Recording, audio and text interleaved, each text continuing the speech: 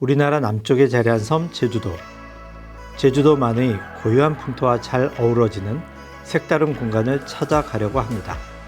제주도의 아름다운 숲, 곶자왈에 자리 잡은 곳인데요. 자연과 예술이 다채롭게 표현된 이달의 건축물. 지금 만나러 가볼까요? 안녕하세요. 이달의 건축물을 진행하는 건축사 홍성용입니다. 이달의 건축물은 대한건축사협회에서 새롭게 시작하는 건축사 특집 프로그램입니다. 오늘 시작하는 첫 번째 장소는 공기 좋고 물 맑은 평화의 섬인 제주도에서 첫 번째 시리즈를 시작하겠습니다. 제주도라는 곳에 고향을 두고 오랫동안 작품 활동하신 원로 건축사분을 모시고 그 의미와 작품의 성격, 그리고 지역 건축에 대한 여러 가지 이야기를 담아보려고 합니다.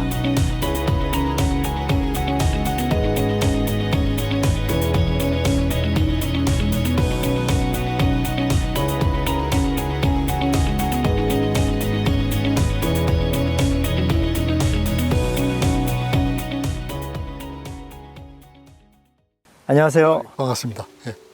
이달의 건축물 이제 첫 스타트로 김성윤 건축사님을 모셨습니다.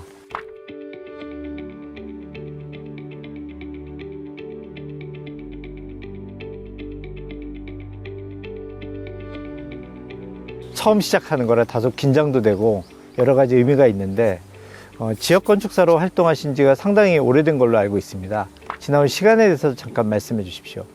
2024년 3월 6일 되면은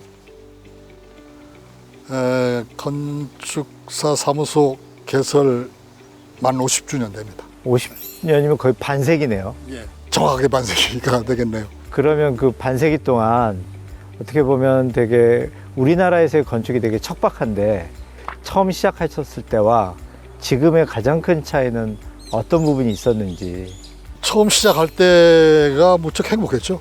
정부에서 종합적인 개발 계획이 착수가 되고 74년이 되면은 그 개발 계획이 발표가 됩니다. 전 도민이 앞으로 제주도의 미래에 대한 그 기대가 아주 충만했던 그런 시기여서 모든 분야에 좀 의욕적이고 환경은 상당히 척박하고 여건 어려웠지만은 사람들의 그 활기가 상당히 충만했던 그런 때였습니다. 여러 가지 창작을 하는 사람들, 특히 예술가들을 보면 나고 자란 환경에 영향을 받는 것을 저희가 볼 수가 있습니다. 근데 건축도 마찬가지라고 저는 보여집니다. 작품을 하는 건축사로서 선생님의 그 작품 그동안의 궤적을 보면 여러 가지 제주도다운 느낌이 있거든요. 혹시 그런 거를 고민하고 하셨는지, 그걸 표현하려고 노력했던 부분이 있는지 의도적으로. 의도적으로 표현하고 싶은 욕구가 있었죠. 그리고 그때 사회적 전반이 요구사항이 그거였고 70년대 초반에 제주도 종합관광개발계획이 성안이 돼가지고 발표가 됐다 그랬는데 고유문화의 전통을 개성해 나가는 욕구에 대한 기대 이런 것들이 자연스럽게 제주 사람들이 전반에 많이 이렇게 확대되어 있었고 특히나 지역의 사회 지도층에서는 의뢰에 뭐 이렇게 모임에서 이런 것들이 크게 화두로 이렇게 떠오르고 지금 저희가 이제 제주 현대미술관에 나와 있는데 이것도 이제 건축사님 작품으로 이제 저희가 첫 번째 소개를 하려고 합니다. 근데 그 전에 뭐 분명히 과정의 징검다리 같은 작품들이 있었을 것 같습니다. 어떤 것들이 있었나요? 80년대 초반에 제주도의 지역적인 그런 표현들을 좀 짙게 이렇게 내보이려고 하는 의도들이 이제 전반적으로 이렇게 형성이 되어 있을 시기에 제주도지사 공관 그때 이제 지방청와대 전국에 그런 프로젝트들이 이제 하나씩 지어졌는데 그 프로젝트를 하면서 제가 이제 전국에 있는 사례들을 이제 돌아보기도 했습니다만은 제주도의 그 풍토적인 그런 거를 표현을 하려고 애썼던 작업이고 그런 풍토적인 작업들을 했던 그 실적들이 인정이 돼가지고 제주도는 문화적으로 특별한 곳이니까 제주도의 현지 작가가 해야 된다. 예. 뭐 이렇게 해가지고 저한테 기회가 주어져가지고 즐거운 그런 체험을 했습니다. 건축사님께서 이 현대미술관을 작업하시면서 중점적으로 잡았던 컨셉, 개념이 혹시 어떤 게 있을까요? 가장 큰 원칙은 제주도 땅이 가지고 있는 그 형상을 크게 손상시키지 않고 건축하고 이렇게 프로피트 시키자고 하는 그런 생각이 가장 우선 전제가 돼 있었고요. 뭐 그런 것들 관련해 가지고 건축 전반에 매스 계획이라든지 뭐 동선 계획이며 뭐 공간의 연출 프로그램이며 재료의 선택 이런 것들이 단순합니다. 제주도의 풍토적인 얘기를 하자. 아, 제주도 풍토의 얘기를 하자. 이전에 초기의 건축 작업에서부터 아주 쉽고 단순한 전제를 가져가지고 건축을 해왔어요. 건축은 풍토에 받쳐지는 거다. 장소와 풍토는 되게 중요한 의미라고 생각하고 있고요. 실제 설계 기간 한 얼마 정도 걸렸나요? 설계가 끝난 다음에 또 조금 확장 계획이 추가되고 해가지고 한 6개월쯤 했던 걸로 기억이 됩니다. 지금 작업을 한 지가 이제 거의 20년 가까이 되네요. 예. 그러니까 기억이 까물까물한데. 야, 예. 설계 기간이나 또는 공사 과정에서 가장 어려웠거나 좀 개선됐으면 하는 점 혹시 있으시면 말씀 부탁드리겠습니다. 크게 어려웠던 점은 별로 기억이 없고요. 구태여 지적을 한다 그러면은 지금도 마찬가지입니다만은 제도가 그 공공건물의 설계자와 감리자를 분리시키는 제도. 이것 때문에 시공 과정에 설계자가 적극적으로 참여를 하지 못한 게 내심 좀 불편하기도 했고요. 불만스러운 점이었습니다. 다행히 이 프로젝트는요, 그때 당시에 담당한 공무원, 나중에 건물이 준공이 돼가지고 미술관의 초기 관장까지 지냈습니다마는 그 친구가 설계의 의도를 아주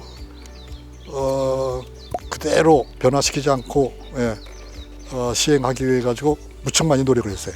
건축사님 하셨던 이 제주 현대미술관의 가장 큰 건축적 특징, 뭐 재료가 됐던지 아니면 외형적인 아니면 평면적인 그런 특징 한두 가지만 꼽아주신다면. 오래전부터 건축 설계의 스스로의 그 방법론을 제주도가 가지고 있는 풍토적인 특성, 그리고 뭐 사회문화적인, 역사적인 배경 이런 것들에서부터 찾으려고 하는 생각을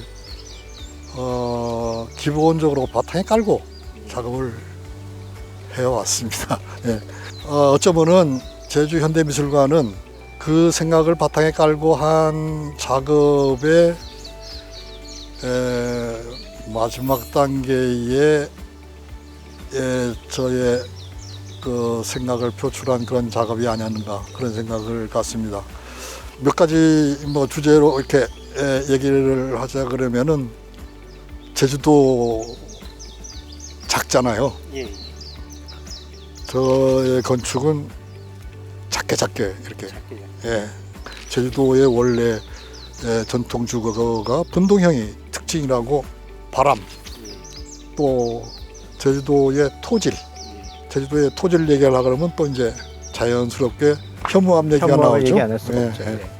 그 혐오함의 표현은 어떻게 해야 될 것인가? 이 혐오함이 기계 시대에 들어와 가지고 표현하는 방법은 어떻게 해야 될 것인가에 대한 결론이 지금 현대미술관의 외피를 그리고 앞으로 이제 어떻게 보면 50년 동안 활동을 하셨는데요. 외국 건축사들에 비해서 우리나라 건축사들 수명이 좀 짧은 편 아닙니까? 지금 최근에 화제가 되고 있는 안도다다오도 지금 80이 넘었고요.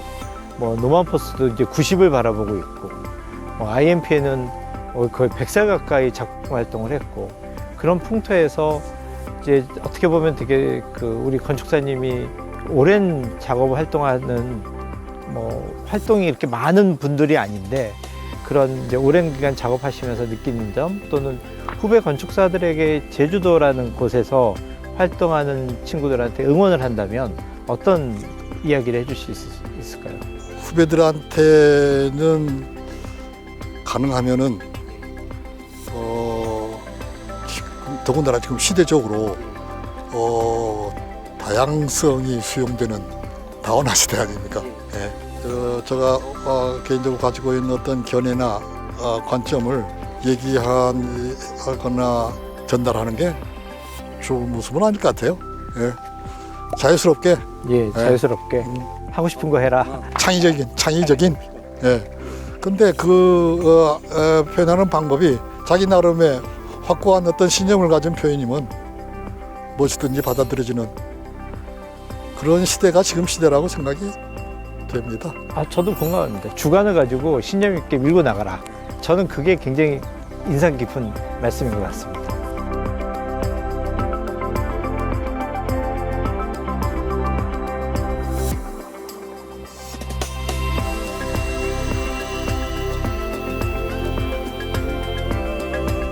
공간의 의미는 굉장히 다양합니다. 그리고 사람의 모양이 다르고 생김새가 다른 것처럼 경험도 사실은 굉장히 달라서 공간이 갖고 있는 의미는 각자가 느낀 대로 희노애락을 그 장소에서 느끼는 걸로 충분히 만들어진다라고 저는 생각을 합니다. 지금 뒤에서 바람이 불어서 나무가 흔들릴 때 그때 왜 우리가 느끼는 감정이 다르잖아요. 공간도 마찬가지라고 저는 보여집니다.